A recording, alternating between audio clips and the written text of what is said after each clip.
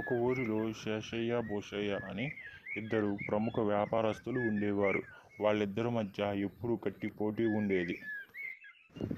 ఒక యువకుడు భూషయ్య వద్దకు వచ్చి భూషయ్య గారిని, అయ్యా, మీ దగ్గర ఏమైనా గుమస్తా పని ఉందా?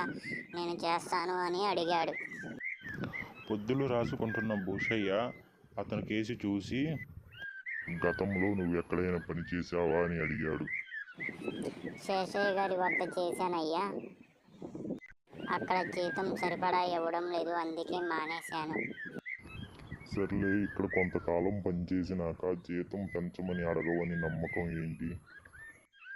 జీతం సరిపోదనిపిస్తే పెంచమని అడగడంలో తప్పులేదు కదయ్యా అని అన్నాడు తిరుపతి.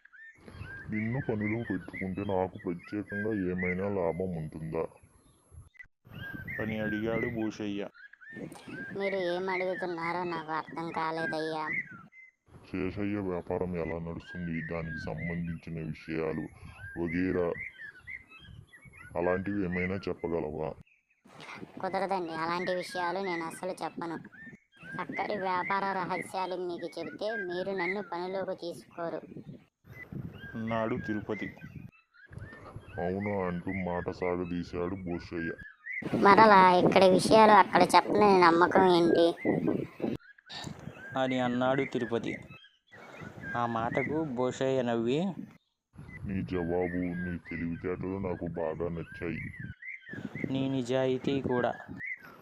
నాకు శేషయ్యకి వ్యాపార రంగంలో మాత్రమే పోటీ, కానీ గుమస్తాల దగ్గర పోటీ కాదు కదా.